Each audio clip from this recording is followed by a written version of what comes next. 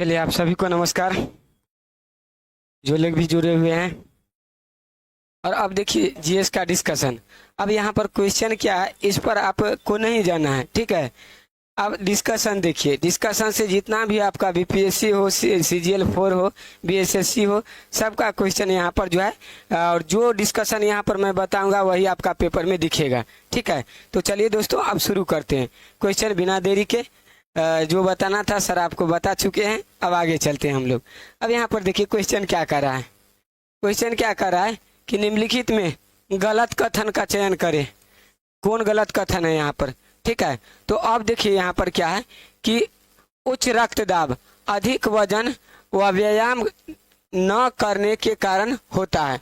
यानी कह रहा है कि उच्च रक्तदाब अधिक वजन व व्यायाम न करने के कारण होता है, पहला। दूसरा देखिए क्या कह रहा था, आनुवांशिक असामान्यताओं के कारण कैंसर होता है, ठीक है दोस्तों। तो यह भी सही है और यह भी सही है। उसके बाद देखिए यह कह रहा है अम्लीय भोजन खाने के कारण पेप्टिक व्रण अल्सर का कारण होता है, मतलब अल्सर इसे होता है, तो यह आपका गलत है। उसके बाद देखिए एकने स्टेफाइलोकोकस कोकाई जो है के कारण नहीं होता है, तो यह सही। अब देखिए अम्लीय भोजन, अब देखिए यह अमाशय का बात कर रहा है, किसका सर, तो अमाशय। तो देखिए अमाशय का बात कर रहा है, अमाशय। अमाशय में देखिए एक होता है कि गैस्ट्रिक जूस, क्या होता है दोस्तों, गैस्ट्रिक जूस यानी जठर रस। क्या होता है, जठर रस। अभी अभी देखते जाइए कैसे निकलता है जठर रस। इस जठर रस में क्या होता है सर, तो सर पेप्सिन निकलता है, पेप्सिन एंजाइम, ठीक है, रेनिन और उसके बाद एक HCl रहता है, HCl रहता है, और एक गैस्ट्रिक लाइपेज रहता है, गैस्ट्रिक लाइपेज रहता है दोस्तों। यह जो है गैस्ट्रिक लाइपेज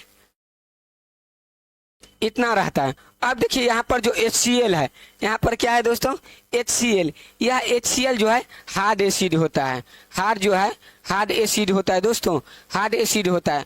और यह एसिड जो होता है अमाशय के दीवार पर बराबर टक्कर मारते रहता है, ठीक है। अमाशय के दीवार पर जो है दीवार पर क्या होता है, टक्कर मारता है, टक्कर, ठीक है। और टक्कर जब मारता है, यहाँ पर टक्कर मारता है, तो इससे क्या होता है कि अमाशय का दीवार पतला होता है। पतला होने के कारण आपके पेट में गैस बनने लगता है, और उसी से एक रोग उत्पन्न होता है जिसको आप अल्सर रोग कहते हैं, तो कारण यह है यहाँ पर, ठीक है सर। अब HCl का काम क्या है, तो सर HCl का एक तो काम है जीवाणु विषाणु को फिनिश करना, जीवाणु को क्या करना, मारना। और भोजन को जो देखिए भोजन को क्या है, भोजन को सड़ने से बचाना, किसका काम है, तो सर यहाँ पर अमाशय का काम, HCl का काम है। और उसके बाद यहाँ पर देख लीजिए पेप्सिन का काम क्या है सर, प्रोटीन को क्या करना, प्रोटीन को पेप्टोन में तोड़ना, प्रोटीन को पेप्टोन में तोड़ना। और रेनिन को क्या करता है, रेनिन क्या करता है, केसिन को तोड़ता है, केसिनोजेन जो होता है केसिनोजेन, उसको किस में तोड़ता है, तो सर केसिन में तोड़ता है, ठीक है दोस्तों। तो यह इतना आपका देख लीजिए, यहाँ पर डिस्कशन है, ठीक है, यहाँ पर डिस्कशन है। अब देखिए यहाँ पर कहता है उच्च रक्तदाब अधिक, तो रक्तदाब यानी रक्तदाब का बात करें तो रक्तदाब का बात करें तो सर यह क्या होता है, 120 बाय क्या होता है, 80। यह क्या होता है सर, सिस्टोल होता है, यह सिस्टोल होता है। और यह क्या होता है, तो सर डायस्टोल होता है, यह डायस्टोल होता है। और इसको मापा किससे जाता है, तो सर स्फिग मैनोमीटर से मापा जाता है दोस्तों। और यहाँ देखिए आनुवांशिक असामान्यताओं के कारण क्या होता है कि यहाँ पर कारण कैंसर होता है, तो आनुवांशिक असामान्यताओं के कारण भी क्या होता है कि कैंसर होता है। और एक WBC के बढ़ने से क्या होता है सर, तो सर ब्लड कैंसर होता है, ल्यूकेमिया होता है, इसको आप ब्लड कैंसर के नाम से भी जानते हैं। तो चलिए अब आगे चलते हैं, ठीक है, आगे चलते हैं। और आप सभी जितना भी है आंसर देने का प्रयास करेंगे। उपेंद्र कुमार जी आपका सही है दोस्तों, आपका यहाँ पर देखिए, यहाँ पर क्या है, यहाँ पर ये सही है, सी होगा यहाँ पर, सी। चलिए उपेंद्र कुमार आपका सही है, आगे बढ़ते हैं, ठीक है। आगे देखिए यह क्वेश्चन क्या कर रहा है, देखिए यहाँ पर नागरिकता प्राप्त करने के लिए शर्तें निर्धारित करने वाला सक्षम निकाय कौन है। सक्षम निकाय कौन है दोस्तों? नागरिकता प्राप्त करने के लिए सक्षम निकाय कौन है? तो अब देखिए यह है सर संसद। संसद कानून बनाता है, समय समय पर संसद जब कानून बनाता है और नागरिक अधिनियम लाता है, नागरिकता का अधिनियम लाता है। तो अब देखिए यहाँ पर कौन है? नागरिकता। नागरिकता जो है सर, नागरिकता का बात करें ना, नागरिकता का, तो सर यह भाग कितना में? तो सर भाग 2 में है, भाग 2 में है। और कितना है सर? तो सर 4 से जो है अनुच्छेद 5 से अनुच्छेद कितना है सर? आर्टिकल 5 से 11 है। 5 से 11 में नागरिकता का प्रावधान है। किसमें है? नागरिकता का प्रावधान है सर। और यही नागरिकता और नागरिकता अधिनियम इसको कौन लाता है? तो सर संसद के द्वारा जो है नागरिकता जो है दिया जाए, नागरिकता अधिनियम लाया जाता है। और उसके बाद देखिए यहाँ पर संसद के द्वारा तो लाया जाता है दोस्तों नागरिकता। एक तो 5 है, उसके बाद एक 6 है और एक 7 है, 7 है। यह सब अनुच्छेद को याद रखना है आप। 6 से देखिए, 6 से वहां से यहाँ आने वाला, क्या वहां से यहाँ, यानी पाकिस्तान से भारत आने वाला व्यक्ति को क्या है कि नागरिकता दिया जाएगा दोस्तों। और उसके बाद 7 से जो है यहाँ भारत से जो है भारत से जो वहां जा करके पहले यहाँ से जो है जब विभाजन हुआ और वहां पर चला गया तो जो है क्या है कि जो यहाँ पर देखिए पाकिस्तान से यहाँ आने वाला, भारत आने वाला, और यह भारत से पाकिस्तान का बात करता है, ठीक है। वहाँ जो बस गया है और बस गया फिर आएगा तो जो है उसको नागरिकता यहाँ पर मुस्लिम लोग जो है जो भी उसको दिया जाएगा। तो यह सब आप लोग याद रखिएगा। या जो भी लोग यहाँ पर राष्ट्रपति के बारे में जानते हैं, यह कार्यपालिका का प्रधान जो इम्पोर्टेंट है दोस्तों, कार्यपालिका का प्रधान अनुच्छेद सर 53, आर्टिकल 53, संसद और विधानसभा सर 171 और संसद सर 79 आर्टिकल में, ठीक है दोस्तों। चुनाव आयोग सर किस में है? तो सर 324 में है। 324 में कौन है? आर्टिकल में चुनाव आयोग है। क्या है? चुनाव आयोग है। तो चलिए अब आगे बढ़ते हैं और सब लोग जो है जो थोड़ा डिस्कशन को लिखते जाइएगा। उपेंद्र कुमार आपका फिर से सी आता है, सर सी है, ठीक है, एकदम सही है, ठीक है। चलिए आगे चलते हैं दोस्तों। अब यहाँ पर देखिए ब्रिटिश निर्मित उत्पादों का गांधी जी बहिष्कार प्रभावी हुआ, ठीक है। उत्पादों का गांधी जी का बहिष्कार प्रभावी हुआ क्योंकि ब्रिटेन भारत को एक बड़ा देश समझते। अब देखिए ब्रिटेन जो है, ब्रिटेन देखिए दोस्तों, ब्रिटेन में देखिए, ब्रिटेन में 1414 सर यहाँ पर जो है 1900 यहाँ पर जो है क्या हुआ? औद्योगिक क्रांति होता है सर। औद्योगिक क्या होता है? औद्योगिक क्रांति होता है सर, क्रांति। सबसे पहले तो 1453 में सर, 1453 में यहाँ पुनर्जागरण होता है, पुनर्जागरण होता है सर। और जब पुनर्जागरण होता है तो यहाँ पर तर्क बढ़ता है, बुद्धि बढ़ता है और वैज्ञानिक सोच का विकास होता है। और जब इस सब का विकास होता है तब यह सब क्या करता है? अपना जो है दिमाग लगाता है और यहाँ पर औद्योगिक क्रांति आती है। और जब औद्योगिक क्रांति होता है तो यहाँ पर फैक्ट्रियाँ लगता है, ठीक है दोस्तों, मशीन फैक्ट्री यह सब होता है, फैक्ट्री होता है। और यहाँ पर जो है क्या होता है कि यह सब भारत को क्या करता है कि उपनिवेश बना करके रखता है। और उपनिवेश से यह अपना उपनिवेश से यानी भारत से कच्चा माल ले जाता है सर। क्या ले जाता है? तो कच्चा माल ले जाता है। और कच्चा माल ले जा करके यह क्या करता है कि ब्रिटेन के मशीन में जो है फैक्ट्री में इसको क्या करता है? तैयार करता है। तो जब तैयार करेगा दोस्तों तो बेचने के लिए क्या है कि बेचने के लिए सर बाजार को जो है, बेचने के लिए माल को बाजार भी चाहिए और यहाँ बाजार की जरूरत होती है। तो बाजार और बाजार यह किसको बनाता है? तो फिर से यह अपना इसका उपनिवेश क्या रहता है? तो इंडिया सर, इंडिया को बाजार बनाता है और तैयार माल सारा इंडिया में ला करके पाट देता है। और तैयार माल इंडिया में लाके पाट देता है, इंडिया में बेचता है।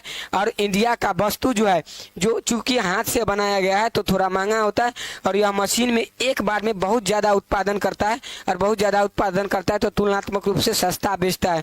और सस्ता बेचने में भी इसको फायदा होता है। तो बताइए, एक है आपके यहाँ सस्ता वस्तु और एक है महंगा वस्तु, तो दोस्तों आप क्या खरीदिएगा? सर हम सस्ता खरीदेंगे। तो भारत का जो वस्तु महंगा था तो भारत का वस्तु ब्रिटेन के वस्तु से कंपटीशन नहीं कर पाया। और यही बात है कि यहाँ पर जो है पूरा ब्रिटेन का वस्तु भारत में आता था तो निर्मित वस्तुओं को का बाजार जो है, बाजार समझता था कौन? तो ब्रिटेन वाला समझता था इसको दोस्तों। अच्छा, ब्रिटेन वाला इसको बाजार समझता था। तो गांधी जी असहयोग आंदोलन में देखिएगा, असहयोग में पूरा जो है यहाँ पर बहिष्कार करते हैं वस्तु का, विदेशी वस्तु का जो है, विदेशी शिक्षा का, स्कूल का, सारा का बहिष्कार करते हैं। तो आपको अब समझ में आ गया उपेंद्र कुमार जी, आपका बी आ रहा है। है, बी नहीं होगा, औद्योगिक केंद्र नहीं समझता था या बाजार समझता था। ठीक है, हिस्ट्री जो है सर इसमें भी कंसेप्ट है, बस कहानी जो है आपको आना चाहिए।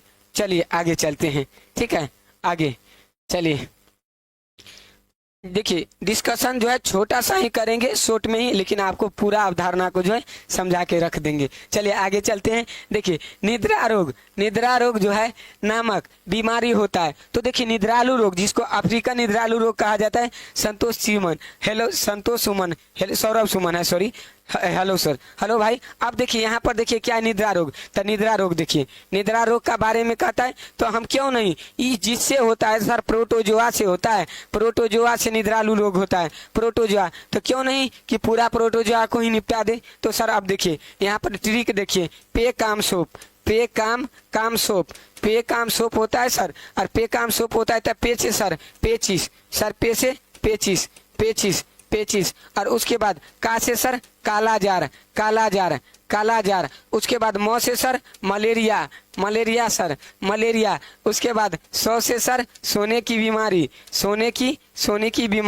ठीक है, सोने की बीमारी, और उसके बाद प से सर पायरिया देखिए, पायरिया दांत की बीमारी है सर, दांत की बीमारी है। तो यहाँ पर दो क्वेश्चन फंसाता है।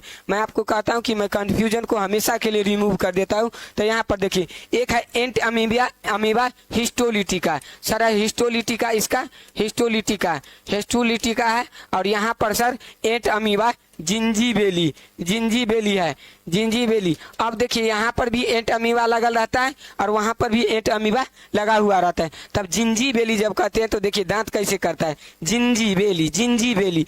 तो अब पायरिया कहाँ होता है सर, तो दांत में होता है, तो जिंजीबेली जो कहेंगे तो सर यहाँ दांत वाला बीमारी होगा। और उसके बाद यहाँ पर एंट अमीबा हिस्टोलिटिका कहाँ होगा सर, पेचिस। कालाजार सर लिस्मानिया दोनों बनी, लिस्मानिया दोनों बनी। और उसके बाद मलेरिया सर प्लाज्मोडियम, और सर सोने की बीमारी जो है ट्रिप्नोसोमा। क्या है सर, ट्रिप्नोसोमा। तो देखिए ट्रिप्नोसोमा देखिए। चलिए, सारा का पोस्टमार्टम हो गया, सारा का हो गया। आप लोग जवाब दीजिएगा। सर भूल गए हमको क्या, अच्छा चलिए सर, कोई नहीं, आपको नहीं भूले हैं, थोड़ा सा नाम में मिस्टेक हुआ है। तो अब देखिए, अब यहाँ पर निद्रालु रोग अब आप लोग निकाल लीजिए सर, ट्रिप्नोसोमा से होगा। ठीक है, ट्रिप्नोसोमा से होगा। अब चलिए आगे चलते हैं। तो इसी तरह पूरा जो है आपका क्वेश्चन क्या है उसको आप नहीं देखिए, आप डिस्कशन देखिए कि किस लेवल का डिस्कशन होता है। ठीक है, सारा एग्जाम का आपका पोस्टमार्टम हो जाएगा, और यहीं से जो है सारा सवाल रहेगा डिस्कशन से। चलिए देखिए, अब देखिए यहाँ पर, चलिए डी नंबर आप दिए हैं, सही है आपका उपेंद्र कुमार जी। 2 आयामों में गति निरंतर त्वरण डेश पैटर्न का अनुसरण करता है। अब देखिए, प्रक्षेप वक्र, ठीक है, इनमें से कोई नहीं, दोलन तो प्रक्षेपी। आपका यह आंसर होगा कि 2 आयामों में गति निरंतर त्वरण प्रक्षेप पैटर्न का अनुसरण करते हैं। सर त्वरण क्या है, तो त्वरण क्या है, सबसे पहले तो इसको समझना पड़ेगा। सर जो है यहाँ क्या है कि जो है वेग में गति, यानी जो है गति में परिवर्तन, ठीक है, परिवर्तन। अब सर देखिए यहाँ पर सर थोड़ा सा जो है गति में परिवर्तन होता है, यानी चाल में वेग में परिवर्तन लिख लीजिए, वेग क्योंकि सदिश राशि है। तो वेग में परिवर्तन की दर को सर क्या कहते हैं, दर को त्वरण कहते हैं, त्वरण को कहते हैं वेग में परिवर्तन की दर। अभी हम 5 के स्पीड से चलेंगे तो हो सकता है सर 7 कर लेंगे, 7 से हो सकता है हम 12 कर लेंगे। तो इस समय इस तरह जो वेग में परिवर्तन हो रहा है सर, इसी को त्वरण कहते हैं। और जब वेग में परिवर्तन होगा तो सर क्या होगा, यहाँ पर इसका मात्रक हो जाएगा सर, इसका मात्रक हो जाएगा, ठीक है, भी बटा क्या हो जाएगा, टी होगा ना। इसका सूत्र क्या होगा सर, टी लगेगा, ठीक है ना। अब वेग बराबर क्या होता है सर, मीटर पर सेकेंड, ठीक है, मीटर पर सेकेंड, एगो ई सेकेंड सर, एगो ई सेकेंड तो स्क्वायर, तो मीटर पर सेकेंड स्क्वायर दोस्तों, मीटर पर सेकेंड स्क्वायर। जब इससे मात्रक से क्वेश्चन पूछता है तो आप देखिएगा किसी में मीटर पर सेकेंड लगाता है, कभी में मीटर पर सेकेंड स्क्वायर लगाता है, कभी में मीटर पर सेकेंड लगाता है, इस तरह से लगाते हुए रहता है। तो आपको यूनिट देखने की जरूरत है। चलिए हेलो सर, एक शायरी, तो चलिए आप देखिए एक शायरी कह रहे हैं आप लोग, फिर से शायरी देखिए। चलिए, शायरी से भाई आपका रिजल्ट नहीं होगा, लेकिन फिर भी अब देखिए आप लोग के लिए सब कुछ कर रहे हैं, ठीक है ना, आप ही लोग मेरा है, तो अब शायरी किसके लिए पढ़ेंगे। अब होता है कि गर्लफ्रेंड, सब लोग अपना गर्लफ्रेंड के लिए पढ़ता है, कोई बीवी के लिए पढ़ता है, भाई मेरा कोई नहीं है, आप ही हैं सब, तो आपके लिए शायरी पढ़ रहे हैं, ठीक है, आपके लिए शायरी पढ़ रहे हैं, आप सुनिएगा आप लोग, ठीक है। एक शायरी है, तमन्ना है कि रोशन हो तेरी दुनिया तेरी महफिल, तमन्ना है कि रोशन हो तेरी दुनिया तेरी महफिल, उजाला मिल सके तुझको, उजाला मिल सके तुझको तो मैं अपना घर भी जला लूंगा, ठीक है दोस्तों, यह आपके लिए शायरी है, यानी उजाला मिल सके तुझको तो मैं अपना घर भी जला लूंगा। बस आपके लिए सब कुछ हो रहा है, बस बने रहिए, चैनल को शेयर कर दीजिए, सेशन को एकदम से यहाँ पर जो है देखते रहिए। देखिए आपका सारा एग्जाम का जो है यहाँ पर पोस्टमार्टम हो जाता है कि नहीं, देख। चलिए अब आगे चलते हैं, चलिए आगे चलते हैं दोस्तों। अब यहाँ पर क्या कर रहा है कि यूरिया में मौजूद तत्व होता है, तो यूरिया में मौजूद तत्व कौन होता है, तो सर यहाँ पर देखिए सी भी होता है, एच भी होता है, एन भी होता है और ओ भी होता है, तो ये होगा सी एच जो है, जो भी है यहाँ आपका यूरिया का फार्मूला में यही होता है। देखिए यह सर कार्बन है, कार्बन, यहाँ तो हाइड्रोजन है सर, हाइड्रोजन है, और यहाँ पर नाइट्रोजन है, नाइट्रोजन और यहाँ पर ऑक्सीजन, यहाँ पर ऑक्सीजन है, यहाँ पर ऑक्सीजन है, ठीक है, तो यहाँ पर ऑक्सीजन है। चलिए अब देखिए अब आगे बढ़ते हैं, यहाँ पर ऑक्सीजन है सर, हाइड्रोजन का थोड़ा सा हम पोस्टमार्टम करते, चूंकि यहाँ से खूब क्वेश्चन पूछा जाता है। देखिए शायरी बोले आप लोग कुछ नहीं कहे, कमेंट में कहिए अच्छा है कि नहीं है। अब देखिए यहाँ पर, अब देखिए यहाँ पर इसको समस्थानिक से क्वेश्चन पूछता है, समस्थानिक, इसके समस्थानिक से क्वेश्चन पूछता है सर। समस्थानिक से क्या पूछता है, तो यहाँ पर देख लीजिए, मैं आपको इसका देखिए, इसका देखिए, एक होता है ट्राइटियम, ट्राइटियम, ट्राइटियम सर, एक होता है ड्यूटेरियम, ड्यूटेरियम, ड्यूटेरियम, और एक होता है सर जो है ट्राइटियम, ड्यूटेरियम, और एक और होता है देखिए H1 और H11, ये क्या होता है, प्रोटियम सर। देखिए थोड़ा सा प्रोटियम, ये होगा ड्यूटेरियम, यह होगा ट्राइटियम, यह होगा ट्राइटियम, यह होगा ट्राइटियम। तो देखिए यहाँ पर क्या है सर, तो सर यहाँ पर जो है ना, यहाँ पर sir H2, sir H2 H1 होता है, यहाँ पर क्या होता है सर H3 H1। तो अब क्वेश्चन पूछेगा कि बताइए आप में इस हाइड्रोजन का जो समस्थानिक है किस में न्यूट्रॉन नहीं होगा, इसमें किस में न्यूट्रॉन नहीं होगा। तो अब देखिए यहाँ पर क्या होगा कि यहाँ पर न्यूट्रॉन नहीं होगा, चूंकि H1 N1 है, तो सर यहाँ पर न्यूट्रॉन नहीं होगा, तो यहाँ पर न्यूट्रॉन क्या होगा, यहाँ पर न्यूट्रॉन नहीं होगा सर, तो यह होगा, यह आपका प्रोटियम पूछता है। ड्यूटेरियम सर पूछेगा क्वेश्चन की बताइए हाइड्रोजन के समस्थानिक में कौन ऐसा है जो रेडियो एक्टिव तत्व का गुण रखता है, तो सर ट्राइटियम रखता है, ट्राइटियम रेडियो एक्टिविटी का गुण रखता है, रेडियो एक्टिविटी का गुण रखता है सर, रेडियो एक्टिविटी का गुण रखता है, ठीक है दोस्तों। तो यह आपका आंसर होगा, यहाँ पर यह आंसर होगा। चलिए आगे बढ़ते हैं दोस्तों, आगे बढ़ते हैं। अब देखिए इसका कहना यूरिया का, तो ऐसे होता है दोस्तों, एगो यह फार्मूला NH2CO NH2, यह किसका फार्मूला है बताइए, तो आप लोग यह किसका फार्मूला है बताइए, बताइए। अच्छा था सर आपका शायरी, चलिए आप शायरी पर ध्यान नहीं दीजिए, आपका रिजल्ट कंटेंट से होगा, और दोस्तों कंटेंट डिलीवर करने के लिए चलिए आगे बढ़ते हैं, आगे बढ़ते हैं दोस्तों। अब यहाँ पर तीसरा नंबर का क्वेश्चन का आंसर दे दीजिए, तीसरा नंबर का आंसर हमको चाहिए, बताइए। निरूपित करता है, यहाँ पर कह रहा है भारत में निम्न में से कौन राजकोषीय नीति को निरूपित करता है, तो बताइए राजकोषीय नीति को कौन निर्धारित करता है, निरूपित करता है। आप लोग कमेंट बॉक्स में आंसर को छाप दीजिए, ठीक है। चलिए बताइए यह क्या है, भागलपुर, ठीक है, ज्ञानस्तु। अब इसका आंसर दीजिए आप लोग, तो इसका आंसर सर वित्त मंत्रालय हो जाएगा, क्या होगा, वित्त मंत्रालय सर इसका आंसर होगा। अब वित्त मंत्रालय जब इसका आंसर होता है, तो यहाँ देखिए वित्त मंत्रालय का वित्तीय लेन देन जो है, जो लेन देन है सर, इसका जो है, इसका चर्चा इसी में जो है वित्त मंत्रालय यही वित्तीय देखरेख करता है। उसके बाद देखिए यहाँ पर रिजर्व बैंक ऑफ इंडिया है, ठीक है। अच्छा वित्त आयोग के अध्यक्ष अभी बता दीजिए आप, अध्यक्ष वित्त मंत्रालय किसके पास है बता दीजिए, वित्त मंत्रालय किसके पास है, आप इसका आंसर दीजिएगा कमेंट बॉक्स में। अब देखिए रिजर्व बैंक ऑफ इंडिया, इसकी स्थापना सर 1935, आप पूछेगा अधिनियम भी, तो सर 1935, ठीक है। और उसके बाद राष्ट्रीयकरण सर 1949, राष्ट्रीयकरण सर 1949। अब देखिए योजना आयोग का जो है अध्यक्ष कौन होता है सर, अध्यक्ष प्रधानमंत्री, ठीक है दोस्तों। इसकी स्थापना कब हुआ था सर? तो 1950 में हुआ था, लेकिन अब इसको बदल दिया गया और बदल करके क्या कर दिया है? तो सर नीति आयोग कर दिया है। नीति आयोग, नीति आयोग कर दिया है, नीति आयोग कर दिया है। चलिए, नीति आयोग कर दिया है। अब देखिए यहाँ पर वित्त आयोग सर, तो वित्त आयोग सर अनुच्छेद 280 होता है सर वित्त आयोग। ठीक है, अब देखिए, आप बताइए वित्त मंत्रालय है ना सर, यहाँ वित्त मंत्रालय तो वित्त मंत्री होगा, वित्त मंत्री होगा। तो चलिए, वित्त मंत्री तो आप जानते हैं निर्मला सीतारमन। ठीक है, चलिए, कोई नहीं जवाब दिए, निर्मला सीतारमन। अब बताइए 1 रुपए के सिक्के पर किसका हस्ताक्षर रहता है सर?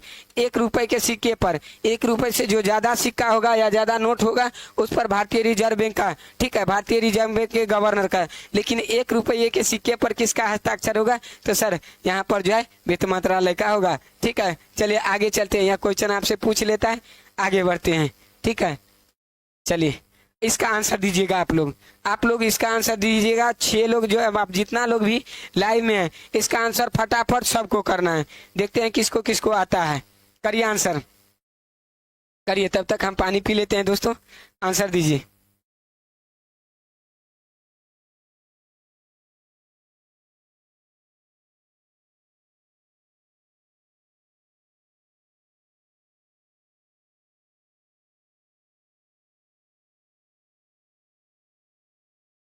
चलिए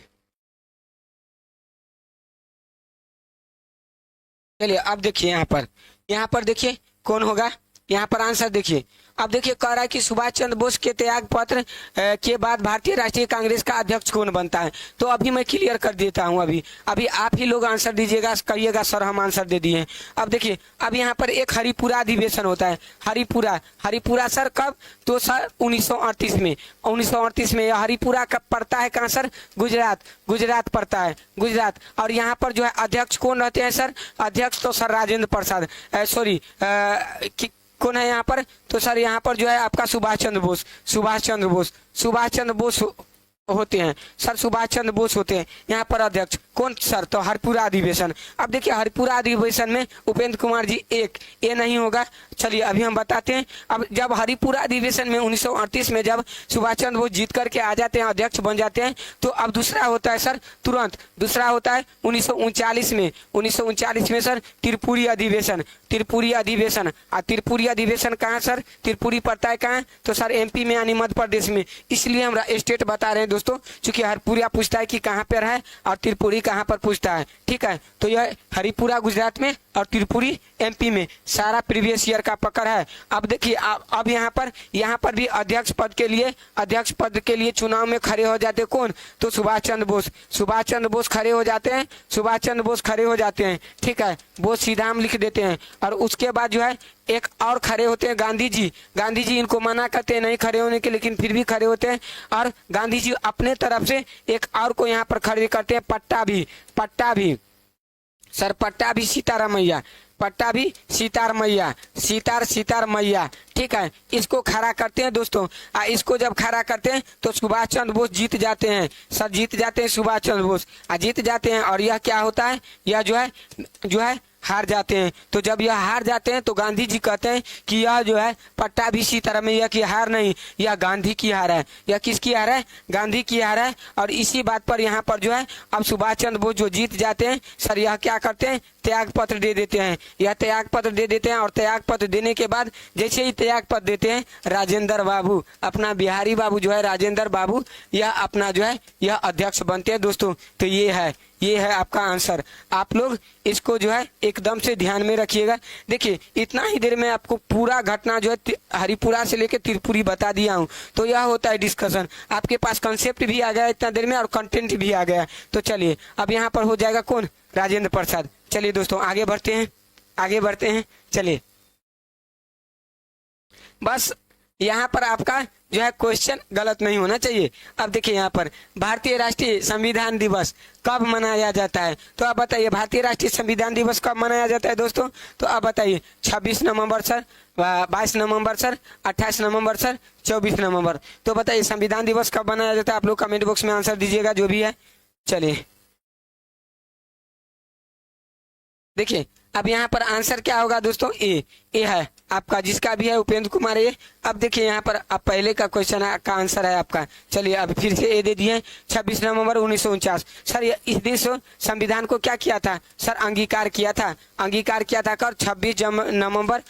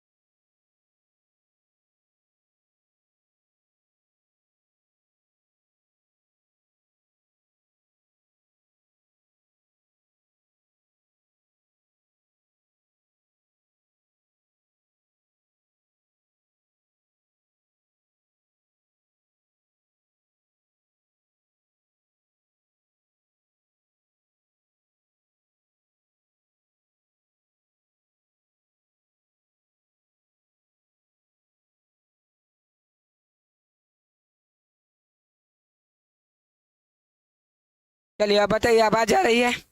आवाज क्लियर जा रही है? ठीक है ना। अब देखिए आवाज जा रही है तो आप लोग यस करिए, तो आप लोग यस करिए। अब मैं फिर से इसको जो है एक बार ये कर देता हूँ, ठीक है।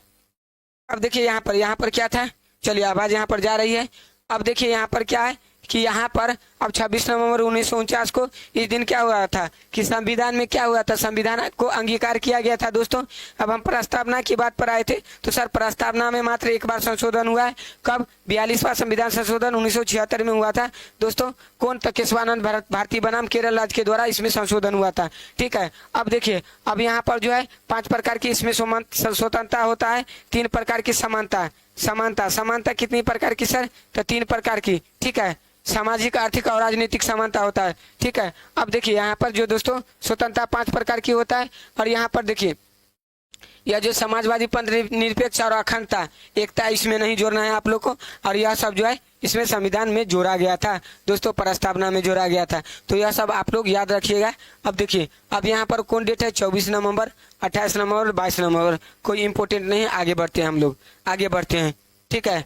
अब आगे बढ़ते हैं। जो इसमें अगर आपको मान लीजिए प्रारूप समिति का सदस्य जाना है, कोई जाना है, तो आप कमेंट बॉक्स में एक बार कह दीजिएगा, मैं आपको बता दूंगा, ठीक है। आगे चलते हैं, ठीक है। अब बताइए यहाँ पर निम्नलिखित में से कौन सा प्रक्रम आपको एक ही प्रकार के अशुद्धियों से मुक्त जल देगा? अब देखिए हर प्रकार की अशुद्धियों से मुक्त जल देगा। अब बताइए हर प्रकार की अशुद्धियों से इसमें से कौन ऐसा जो है, ऐसा विधि है जिससे आपको जो है अशुद्धि को निकाल देगा, मुक्त कर देगा? तो अब बताइए दोस्तों क्या होगा। यहाँ पर क्या कह रहा है कि जो है क्लोरीन की टिकियाएं मिलाना, आसवन विधि, उबालना, छानना। तो बताइए अब क्या होगा दोस्तों, अब यहाँ पर क्या होगा, तो सर आसवन विधि होगा। क्या होगा, आसवन विधि होगा। अब आसवन विधि होगा तो यहाँ पर क्या होगा, तो देख लीजिए आसवन में, आसवन किसको कहते हैं सर, आसवन, आसवन विधि देखिए। अब देखिए आसवन विधि क्या है, तो यहाँ पर आसवन विधि मान लीजिए यह जल है, जल है, जल सूरज का प्रकाश हुआ, यह क्या होगा सर, वाष्पीकरण होगा। जल वाष्पीकरण हो गया, वाष्पीकरण होगा, ऊपर से जो है संघनन हुआ, संघनन हुआ, और उसके बाद फिर क्या होगा, संघनन जब होगा तो संघनन होगा, बादल का निर्माण होगा, और फिर यह क्या होगा सर, बारिश के रूप में फिर नदी में जल आएगा। तो यहाँ से देखिए, यहाँ से एक तो वाष्पीकरण में जितना अशुद्धिया था वह निकल गया, और ऊपर जाके बादल बना, और फिर बादल होकर के बरस जाता है। तो यह यहाँ से वाष्पीकरण होकर, इसमें वाष्पीकरण भी होता है सर, वाष्पीकरण भी प्रक्रिया होता है इसमें, और सर एक प्रक्रिया होता है इसमें संघनन भी, संघनन भी, यहाँ पर वाष्पीकरण भी होता है और संघनन भी होता है। वाष्पीकरण, वाष्पीकरण सर, वाष्पीकरण और संघनन भी होता है। यह दोनों प्रक्रिया मिलके क्या कहलाता है दोस्तों, आसवन कहलाता है, आसवन। तो आसवन विधि हो जाएगा। अब एक होता है प्रभाजी आसवन, एक होता है प्रभाजी आसवन सर, एक होता है प्रभाजी आसवन। तो प्रभाजी आसवन से सर आसवन, आसवन, तो इसमें जितना भी जीवाश्म ईंधन होता है, जीवाश्म ईंधन खास करके लिक्विड ईंधन हो जाता है, पेट्रोल, पेट्रोल हो जाएगा, डीजल हो जाएगा, डीजल, डीजल, डीजल, और किरोसिन सर, किरोसिन, किरोसिन होगा। यह सबको क्या करेगा, यहाँ पर क्या करेगा, यह सबको जो प्यूरिफाई करेगा, यह जो विधि है यह किसको शुद्ध करने के लिए। तो सर यहाँ पर पेट्रोल, डीजल, किरोसिन, यह सब जितना है यह सब के लिए। क्यों, क्योंकि इस सब का जो होता है क्वथनांक अलग अलग होता है, और जब इस पर टेम्परेचर दिया जाता है तो अलग अलग क्वथनांक के कारण यह क्या होता है, इसमें से अलग हो जाता है। चलिए आगे चलते हैं, आगे चलते हैं दोस्तों, आगे बढ़ते हैं हम लोग।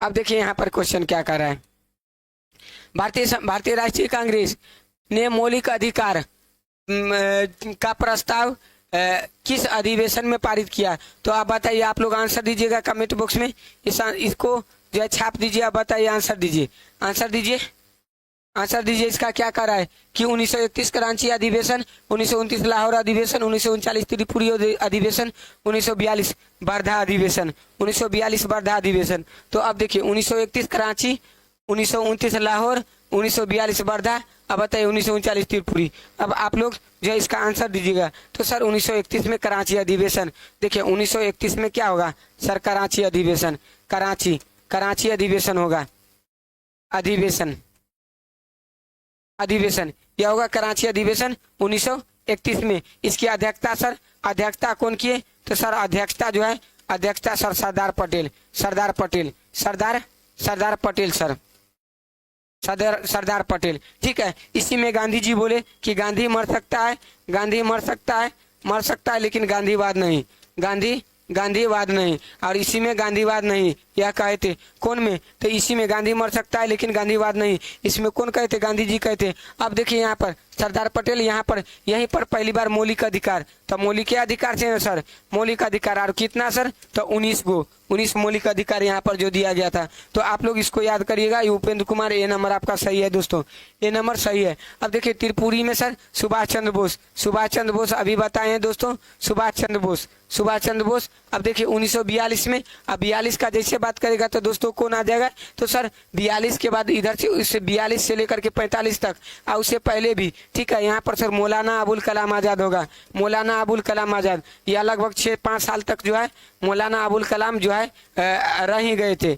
अबुल कलाम आजाद, ठीक है। अब देखिए लाहौर कांग्रेस का लाहौर अधिवेशन, यहाँ पर Jawaharlal, JL Nehru, JL Nehru sir, JL Nehru, यह सब जो है, यह सब आपका जो है अध्यक्ष था दोस्तों, यह सब अध्यक्ष था। चलिए आप लोग जवाब देते रहिएगा यहाँ पर।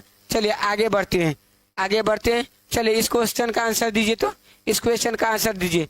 भारत में मत देने का अधिकार निम्नलिखित में से अधिकार में से कौन सा है। जितने लोग लाइव है इसका आंसर दीजिएगा। तो चलिए आंसर दीजिए, इसका आंसर कैसा अधिकार है,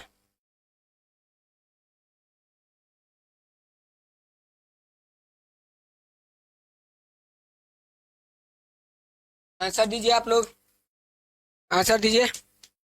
देखिए अब देखिए यहाँ पर क्या कर रहा है सर, मौलिक अधिकार, संवैधानिक अधिकार, वैधानिक अधिकार और प्राकृतिक अधिकार। तो अब देखिए आप लोग कंफ्यूज कहाँ हुए होंगे, आप इसको छांट दिए होंगे, सर इसको भी हम छांट दिए थे, लेकिन यहाँ सर संवैधानिक और वैधानिक अधिकार इसमें जो है हम फंस गए। तो देखिए सर यह वैधानिक अधिकार, वैधानिक का मतलब देखिए वैधानिक मतलब वैधानिक मतलब विधान, सर समझिए इससे विधान, विधान का मतलब होता है सर कानून, सर कानून। तो इसका मतलब सर यह क्या है, कानूनी अधिकार, कानूनी अधिकार, कानूनी अधिकार। इसी को जो है सर कानूनी अधिकार को ही क्या कह देता है, वैधानिक। और सांविधिक भी इसी को कहता है, सांविधिक, सांविधिक भी इसी को कहता है, और विधिक भी इसी को कहता है, विधिक भी इसी को कहता है।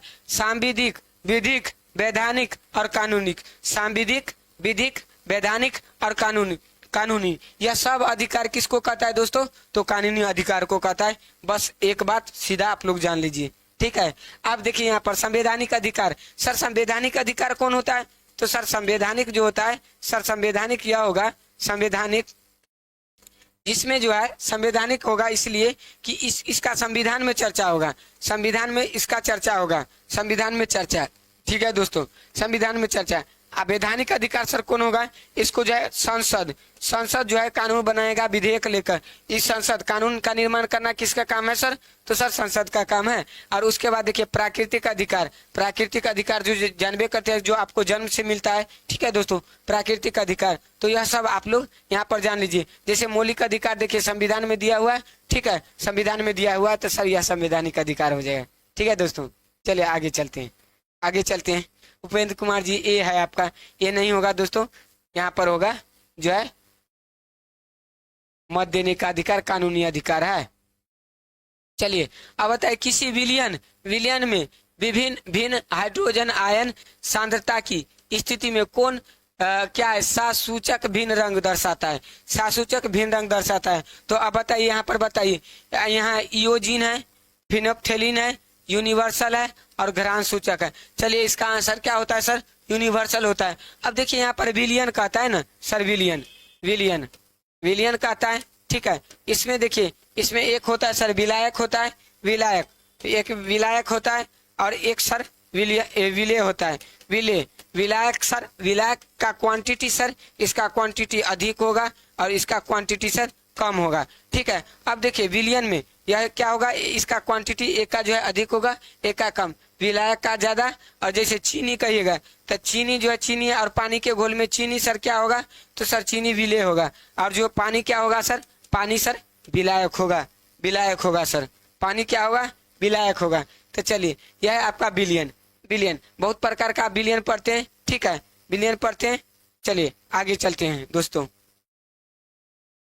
अब देखिए जो क्वेश्चन का ज्यादा डिस्कशन करना है मैं उसको करता हूं, चूंकि आपके एग्जाम के दृष्टिकोण से इम्पोर्टेंट है। फिर भी यदि आपको डाउट लगता है कहिएगा सर इसका डिस्कशन और करिए, मैं आपको कर दूंगा, ठीक है। अब देखिए यहाँ पर निम्नलिखित में से कौन सा ब्राह्मण ग्रंथ ऋग्वेद से संबंधित है। तो चलिए अब ऋग्वेद का ब्राह्मण ग्रंथ ऐत्रेय, शतपथ, गौपथ और तैत्तरीय। चलिए आप लोग आंसर दीजिए, तो इसका देखते हैं इसका आंसर कौन देते हैं, आंसर दीजिए, आंसर। चलिए ऋग्वेद से संबंधित जो है बताइए ब्राह्मण ग्रंथ कौन है, चलिए आंसर दीजिए आप लोग। तो सर देखिए आंसर हम ही दे देते हैं, आंसर दीजिए।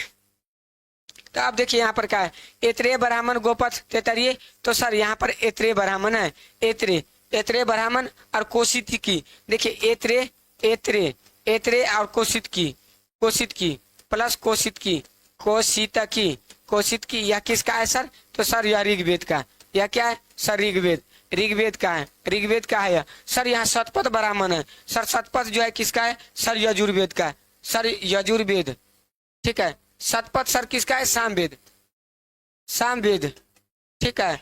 और तैत्तरीय ब्राह्मण किसका है सर, तो तैत्तरीय ब्राह्मण जो है, तैत्तरीय ब्राह्मण किसका है, तो यहाँ पर यजुर्वेद, यजुर्वेद, यजुर्वेद, ठीक है दोस्तों, यजुर्वेद। और गोपथ किसका है सर, तो अथर्ववेद, अथर्ववेद, अथर्ववेद, ठीक है दोस्तों। चलिए आप लोग बताइए तो कौन होगा सर, बी होगा। उपेंद्र कुमार जी आप बी कह रहे हैं, तो सर बी जो है यहाँ पर बी क्या होगा, बी, बी जो होगा यहाँ पर ए होगा दोस्तों, ए होगा, ठीक है। अब देखिए यजुर्वेद, यजुर्वेद का तैत्तरीय है, तो तेतरिये है, हाँ यजुर्वेद लिखे, शतपथ ठीक है सामवेद का, और गोपथ जो है दोस्तों यहाँ पर किसका हो जाएगा, तो यहाँ पर गोपथ होगा जो है, यहाँ पर गोपथ अथर्ववेद का। तो सब ब्राह्मण ग्रंथ आपको याद कर लेना है, ठीक है सर। एतरे एतरे अर्कोसित की किसका, ऋग्वेद का शतपथ सर, यहाँ पर शतपथ सामवेद का। उसके बाद देखिए अथर्ववेद का सर गोपथ, और तेतरिये यजुर्वेद, तेतरिये यजुर्वेद। चलिए आगे चलते हैं, आगे चलिए इस क्वेश्चन का जवाब दीजिए आप लोग। यदि रेफ्रिजरेटर का दरवाजा कुछ घंटे के लिए खुले छोड़ दिया जाए तो बताइए कौन जो है इसका कमरे के तापमान पर या क्या प्रभाव पड़ेगा या नहीं पड़ेगा, बताइए इसका आंसर बताइए आप लोग, ठीक है आंसर बताइए दोस्तों। चलिए आंसर बताइए आप।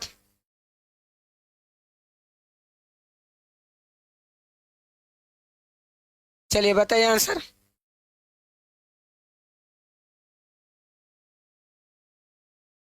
आप लोग जवाब दीजिए। इधर जो है सर, यहाँ पर जो दोस्तों, यहाँ पर चूंकि सामवेद यहाँ कहाँ गया, शतपथ, यह भी यजुर्वेद का है, यजुर्वेद शतपथ भी, और तेतरिये भी यजुर्वेद का है, यजुर्वेद ठीक है यजुर्वेद। सामवेद का सर, सामवेद का कौन है, सामवेद का पंचविश, पंचविश है, पंचविश जो है षडविश कहते हैं दोस्तों, पंचविश। देखिए थोड़ा सा मिस्टेक हुआ था, पंचविश। और गोपथ किसका है, यह अथर्ववेद का है, अथर्ववेद। तो चलिए अथर्ववेद, आपका एक भी क्वेश्चन गलत नहीं होना चाहिए, क्योंकि एक क्वेश्चन से आपका रिजल्ट निर्धारित होता है, पॉइंट 1 से दोस्तों छूट जाता है, इसीलिए सबको ठीक ठाक से करेंगे। और यह तो आपका ऋग्वेद है। चलिए अब आगे बढ़ते हैं, अब इसका आंसर दे दीजिए आप।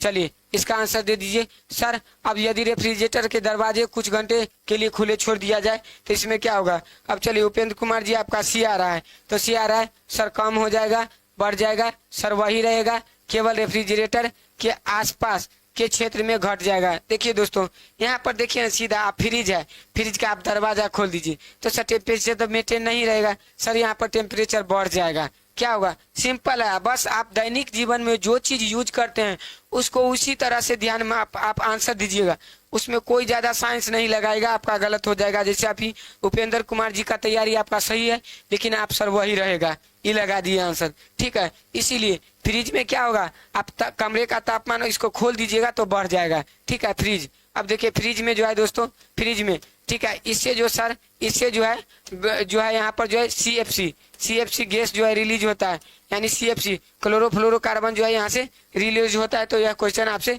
पूछता है रेफ्रिजरेटर से, ठीक है दोस्तों। अब देखिए अब रेफ्रिजरेटर में पूछता है एक, अगर पानी जो है भरे बोतल, पानी से भरे बोतल को रख दिया जाए तो क्या होगा सर, तो यहाँ पर क्या होगा, वह फट जाएगा। इसलिए फट जाएगा चूंकि वह जमेगा, और जमेगा तो उसके आयतन में, जल का आयतन क्या होता है कि 0 डिग्री पर हो जाता है दोस्तों, जमता है तो आयतन बढ़ जाता है, और आयतन बढ़ेगा तो बोतल क्या होगा, फट जाएगा। चलिए आगे चलते हैं दोस्तों, आगे चलते हैं।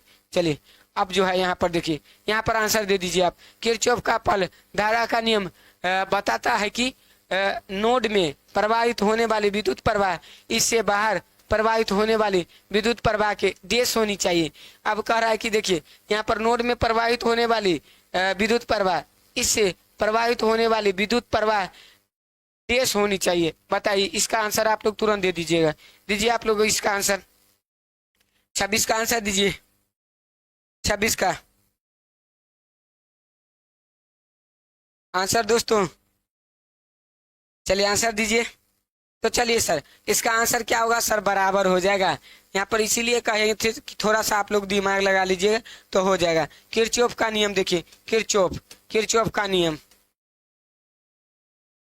नियम ठीक है, क्या नियम कहता है कि वही एनवायरमेंट जो है, इसका एनवायरमेंटो से संबंधित है दोस्तों, एनवायरमेंटो से संबंधित है कि वो मतलब जो है यह क्या होता है कि बराबर होता है, यहाँ पर बराबर होता है तापमान। तो अब देखिए यहाँ पर देखिए, यहाँ पर इसका जो है सीधा बराबर होगा, इसको आप ध्यान में रखिएगा सर। ये उपेंद्र कुमार सिंह डेली क्लास करवाइए sir please. Sir ji sir daily होता है, कोई दिन जो है नेटवर्क इशू हो जाता है ना, इसीलिए सर कल जो है ना, कल क्या हुआ था कि टाइपिस्ट जो है यहाँ पर जो है पीपीटी नहीं बना के दिया था, ठीक है, कहीं चला गया था या उसको अर्जेंट काम लग गया था, तो दोस्तों वो अपना काम देखेगा, ठीक है, ज्यादा अर्जेंट आ जाता है तो उस स्थिति में हो जाता है, ठीक है, तो यही बात है, नहीं तो आपका जो है पर डे जो है डिस्कशन होता है।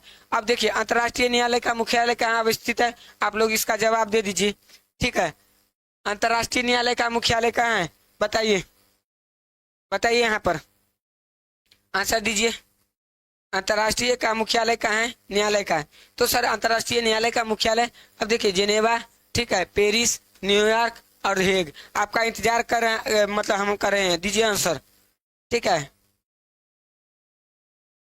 दीजिए आंसर दीजिए,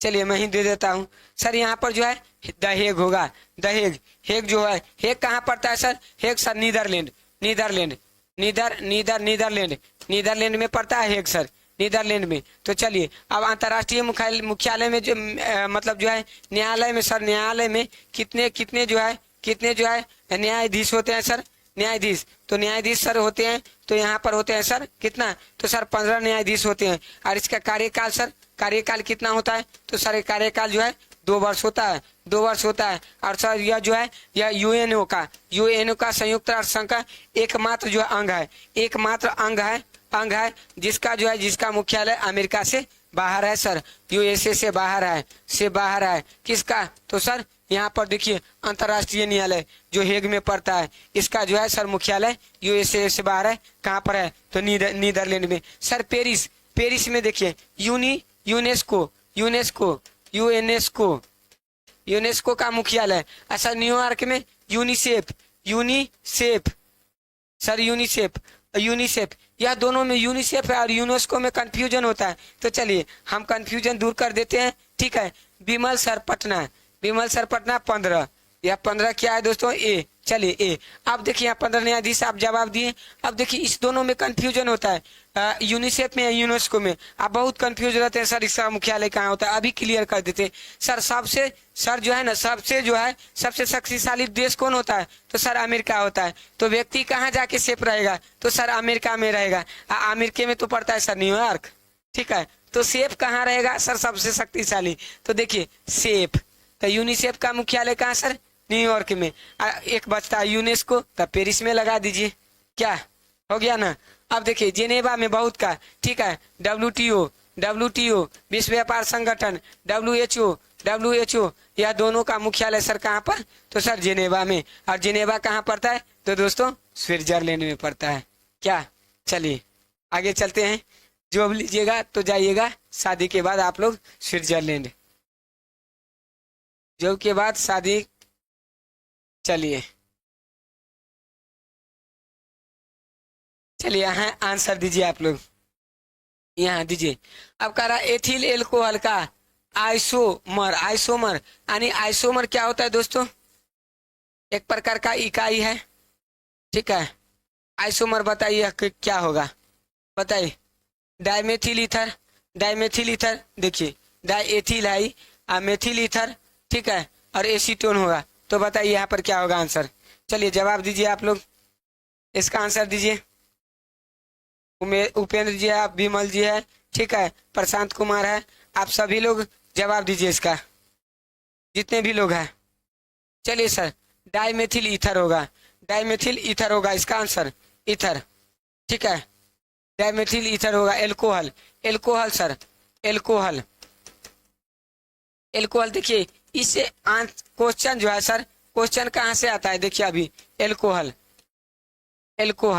ठीक है, एक होता है इथाइल एल्कोहल, एक होता है मिथाइल, एक इथाइल देखिए क्वेश्चन जो पूछता है, एक मिथाइल, ज्यादा जो है तामझाम नहीं करना है दोस्तों, यहाँ पर जहाँ से क्वेश्चन पूछता है उसको पढ़ लेते हैं, तो इथाइल एल्कोहल सर यह जो है, और मिथाइल एल्कोहल जो है हानिकारक होता है दोस्तों, हानिकारक कौन होता है, तो यही पूछता है दोस्तों, यह दोनों में हानिकारक कौन होता है, तो सर मिथाइल एल्कोहल होता है, और इथाइल एल्कोहल सर, ठीक है, चलिए आगे चलते हैं दोस्तों, चलिए सी, चलिए बाप रे कितना सी दिए हैं, यहाँ पर ए होगा, यहाँ पर चलिए आप किसका सी दिए हैं, पहले वाला का, इसका आप आंसर जो है जो नंबरिंग करके दीजिएगा, विमल सर पटना जो है आपने, ठीक है, चलिए आप भी लगता है पढ़ाते हैं, हाल ही में चर्चा में रहे, ठीक है।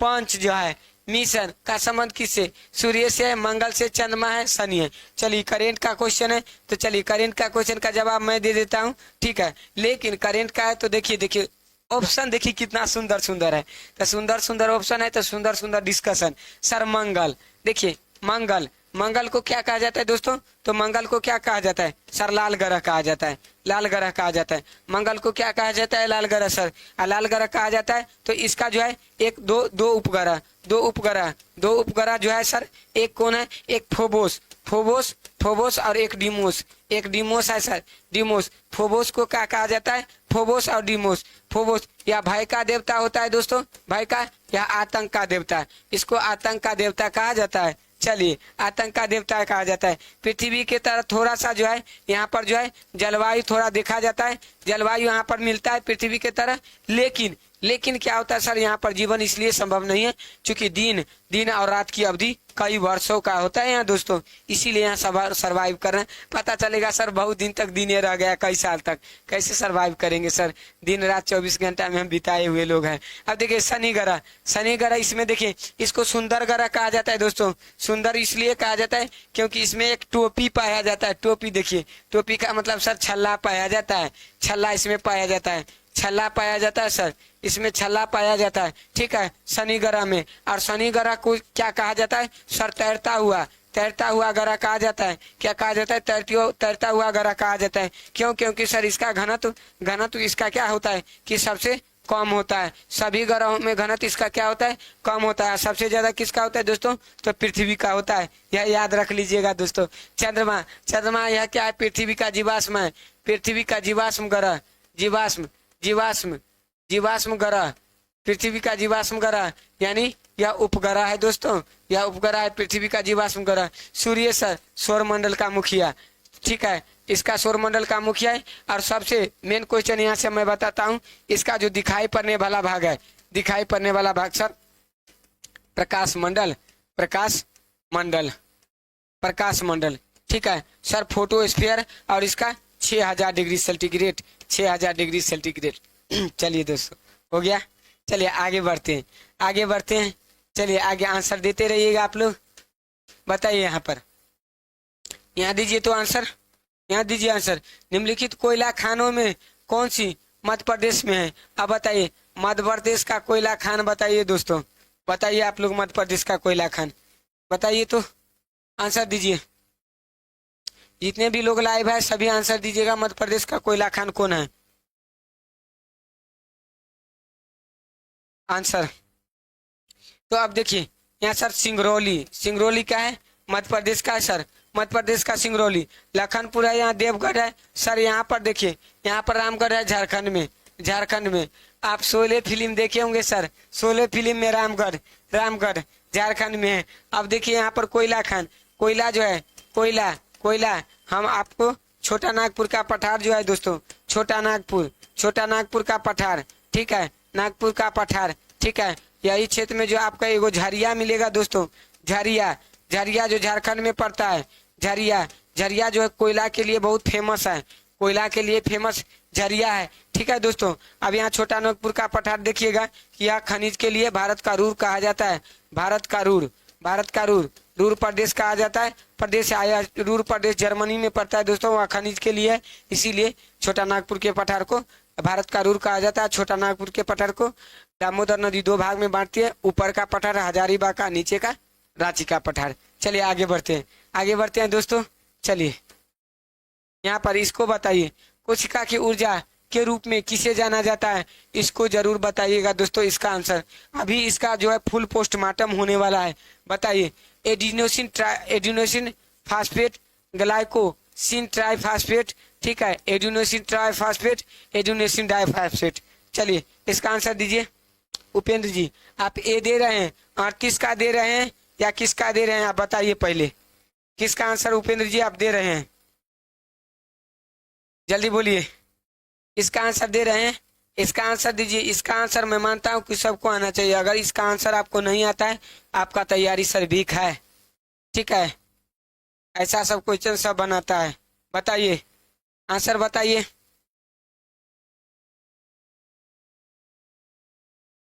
आंसर दीजिए। चलिए, अब लगता है आप लोग आंसर नहीं दीजिएगा, हम ही को देना है। तो चलिए चलिए हम डिस्कशन करते हैं। यहाँ पर देखिए, यहाँ पर देखिए क्या है, एटीपी है एक, एटीपी, इसी को जो है एडिनोसिन ट्राइफॉस्फेट कहा जाता है दोस्तों। सॉरी, डाइफॉस्फेट नहीं होगा सर, ट्राइफॉस्फेट होगा। तो ग्लाइकोसिन ट्राइफॉस्फेट, एडिनोसिन ट्राइफॉस्फेट, यहाँ डी होगा दोस्तों, डी होगा इसका आंसर, डी होगा। चलिए उपेंद्र कुमार जी आप डी दिए हैं। अब देखिए एटीपी, एटीपी को एडिनोसिन ट्राइफॉस्फेट, इसका फुल फॉर्म, इसको ऊर्जा, ऊर्जा का क्या कहता है, ऊर्जा का सिक्का धातु, सिक्का, सिक्का धातु कहा जाता है दोस्तों। ऊर्जा का सिक्का धातु यानी coin, coin of energy, coin of energy दोस्तों, एनर्जी। अब देखिए कंफ्यूजन होगा एक और में, क्योंकि हम कंफ्यूजन दूर करते हैं। एक होता है सर फोटोन, फोटोन, फोटोन, एक होता है फोटोन, फोटोन को कहा जाता है bundle of energy sir, bundle, bundle, bundle, bundle of energy. तो इसको जरूर याद रखिएगा सर, फोटोन को क्या कहा जाता है, बंडल ऑफ एनर्जी, और एटीपी को क्या कहा जाता है दोस्तों, तो सर क्वाइन ऑफ एनर्जी कहा जाता है। अब देखिए, अब एनर्जी कहाँ से आता है, तो सर ग्लूकोज का पूर्ण विखंडन होता है, ग्लूकोज का पूर्ण विखंडन, या क्या होता है, पूर्ण विखंडन से प्राप्त होता है।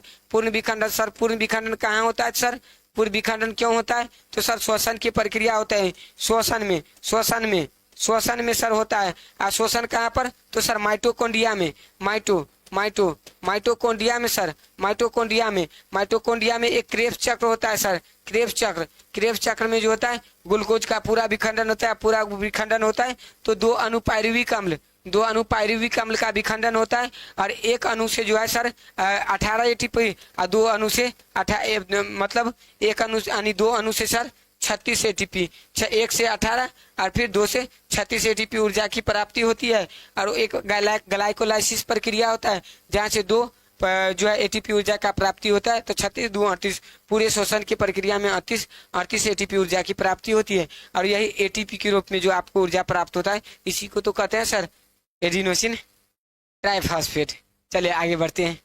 चलिए इसी तरह 38 का डी उपेंद्र कुमार जी, 37 का है। चलिए इसी तरह आप लोग आंसर दीजिएगा तो बहुत मजा आने वाला है। अब बताइए इसका मुक्त बाजार अर्थव्यवस्था की एक जो है विशिष्टता क्या है, बताइए। उत्पादन के कारक का लोक स्वामित्व, सक्रिय राज्य हस्तक्षेप, उपभोग संप्रभुता, राशनिंग और कीमत नियंत्रण। बताइए इसका आंसर दीजिए, इसका आंसर दीजिए सर। मुक्त अर्थव्यवस्था की एक विशेषता बताइए, मुक्त अर्थव्यवस्था की एक विशेषता। देखिए अब देखिए यहाँ पर Ashish Kumar sir, offline class कहाँ है, चलिए अभी फिलहाल ऑनलाइन है यहाँ पर, ठीक है ऑनलाइन है। चलिए आशीष जी ऑनलाइन है, आरुषि ठीक है। चलिए आप दोनों आ गए हैं, तो इसका आंसर दीजिए। अब क्या कह रहा है कि मुक्त अर्थव्यवस्था, बाजार अर्थव्यवस्था की एक विशिष्टता क्या है, अब बताइए यहाँ पर आंसर। तो सर उपभोग की संप्रभुता, राज्य का हस्तक्षेप, उपभोक्ता संप्रभुता, राशनिंग। अब बताइए उत्पादन के कारकों को लोक स्वामित्व, तब बताइए सर उपभोग की संप्रभुता होगा, उपभोग की संप्रभुता होगा। अब देखिए कैसे सर, तो यहाँ बाजार अर्थव्यवस्था, अर्थव्यवस्था का है, अर्थव्यवस्था। अब इसमें देखिए, इसमें मुक्त अर्थव्यवस्था क्या होता है, आयात और निर्यात, आयात और निर्यात सर मुक्त रूप से होता है। आयात और निर्यात दोनों होता है यहाँ पर, ठीक है, आयात और निर्यात दोनों होता है। 39 का सी, चलिए उपेंद्र कुमार 39 का सी आपका एकदम सही है। चलिए तो आयात और निर्यात होता है मुक्त अर्थव्यवस्था में, ठीक है, मुक्त अर्थव्यवस्था में। फिर इस पर ज्यादा टैरिफ नहीं लगाया जाता है दोस्तों। हम जिससे व्यापार करते हैं तो उसे संतुलन बना के चलते हैं, नियंत्रण बना के चलते हैं। यानी जो क्या कहते हैं ज्यादा टैरिफ, जैसे अभी ट्रम्प का क्या काम है सर, ज्यादा टैरिफ लगा रहा है, तो वह मुक्त अर्थव्यवस्था नहीं। मुक्त अर्थव्यवस्था का क्या होता है कि हम अपना अर्थव्यवस्था को पूरी तरह से खोल देते हैं। दूसरा देश हमारे यहाँ आ रहा है व्यापार करने, तो व्यापार करिए, हम आपके यहाँ व्यापार करने के लिए जाएंगे तो हमको भी इजाजत दीजिए, यही है मुक्त अर्थव्यवस्था। तो यहाँ उपभोक्ता की संप्रभुता, यह आपका आंसर हो जाएगा दोस्तों, या आंसर देखिए कीमत नियंत्रण नहीं होगा। चलिए आगे चलते हैं। उत्पादन के कारकों का स्वामित्व, अगर उत्पादन के कारकों का स्वामित्व होगा इसमें, तो यहाँ पर लोक स्वामित्व का बात करता है। लोक स्वामित्व तो समाजवादी यानी सरकार, और ऐसे जो है पूंजीवादी में तो सिर्फ पूंजीपति। चलिए आगे बढ़ते हैं। राज्य का हस्तक्षेप, तो यह पूंजीवादी में नहीं होगा, यह समाजवादी अर्थव्यवस्था में होगा। समाजवादी में अर्थव्यवस्था में होगा, चूंकि सरकार इसमें पूरा हस्तक्षेप करेगा। पूंजीवादी में अहस्तक्षेप अर्थव्यवस्था किसको कहता है, तो पूंजीवादी अर्थव्यवस्था को। चलिए दोस्तों आगे बढ़ते हैं, ठीक है।